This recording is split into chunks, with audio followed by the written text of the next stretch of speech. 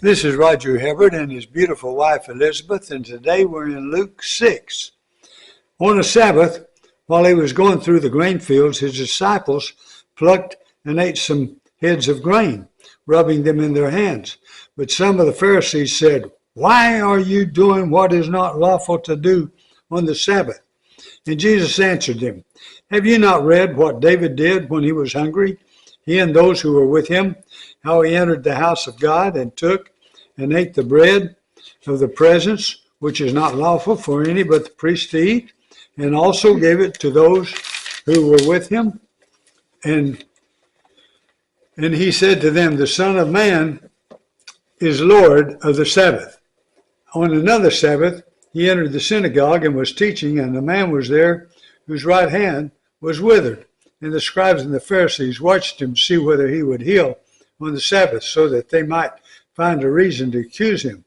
But he knew their thoughts, and he said to the man with the withered hand, "Come and stand here." And he rose and stood there, and Jesus said to them, "I ask you, is it lawful on the Sabbath to do good or to do harm, to save life or to destroy it?" And after looking around at them all, he said to them, "Stretch out your hand." And he did so, and his hand was restored. But they were filled with fury and discussed with one another what they might do to Jesus. That's something. Religion, man, I tell you, religion is bad. That's why the Christianity is the way to go, because there is nothing you can perform for your salvation. It is free. In fact, it's blasphemous if you try to perform baptism or any act or ritual act for your salvation. That's blasphemous. It's a free gift of God. Now, after that, he wants you to be obedient and do good works, but that's because you were saved, not for your salvation. Do you understand the difference? Okay. It's the only religion in the world like that. It's the only one. Every other religion, you got to do this, you got to do that. No, sir. Not Christianity. It's a walk of life. In those days, he went out to the mountain to pray, and all night he continued in prayer to God. And when day came, he called his disciples and chose from them 12, whom he named apostles: Simon, whom he named Peter, and Andrew his brother, and James and John, and Philip, and Bartholomew, and Matthew, and Thomas, and James, the son of Alphaeus, and Simon, who was called the Zealot, and Judas, the son of James, and Judas Iscariot, who became a traitor. And he came down with them and stood on a level place with a great crowd of his disciples and a great multitude of people from all Judea and Jerusalem and the seacoast of Tyre and Sidon, who came to hear him and to be healed of their disease. And those who were troubled with unclean spirits were cured. And all the crowd sought to touch him, for power came out from him and healed them all. And he lifted up his eyes on his disciples and said, "Blessed are you who are poor, for yours is the kingdom of God. Blessed are you who are hungry, now, for you shall be satisfied. Blessed are you who weep, now, for you shall laugh. Blessed are you when people hate you, and when they exclude you and revile you and spurn your name as evil on account of the Son of Man. Rejoice in that day and leap for joy, for behold, your reward is great in heaven. So their fathers did to the prophets.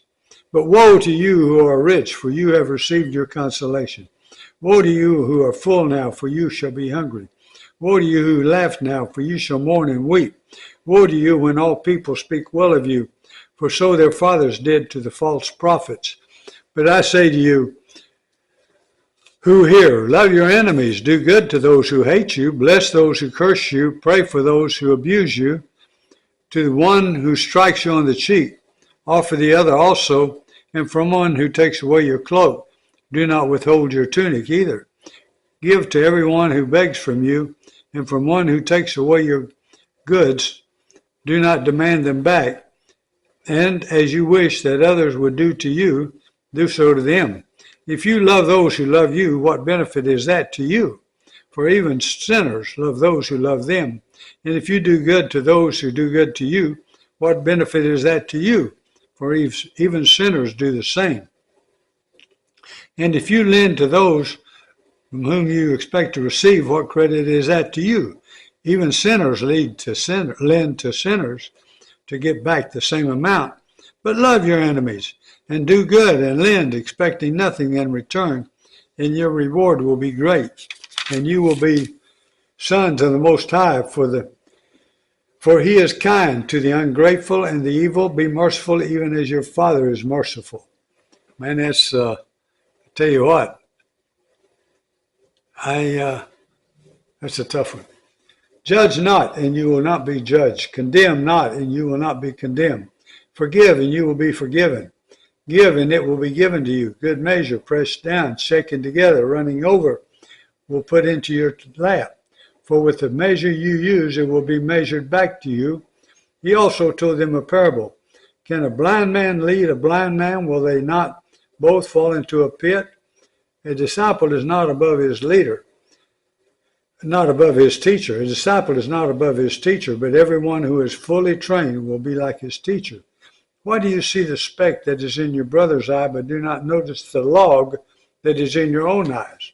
How can you say to your brother, Brother, let me take out the speck that is in your eye, when you yourself do not see the log that is in your own eye? You hypocrite, first take the log out of your own eye, then you will see clearly to take the speck that is in your brother's eye. For no good tree bears bad fruit, nor again does a bad tree bear good fruit. For each tree is known by its own fruit. For figs are not gathered from thorn bushes, nor are grapes picked from a bramble bush. The good person out of the good treasure of his heart produces good, and the evil person out of his evil treasures produces evil. Be sure and set your mind on the spiritual things and not on fleshly things. For out of the abundance of the heart, his mouth speaks. All right? Why do you call me Lord, Lord, and not do what I tell you? Everyone who comes to me and hears my word and does them, I will show you what he is like. He is like a man building a house who dug deep and laid the foundation on the rock. And when a flood arose, the stream broke against the house and could not shake it, because it had been well built. But the one who hears and does not do them is like a man who builds a house on the ground without a foundation. When the stream broke against it, immediately fell, and the ruin of the house was great. Okay, and now we're going to Colossians.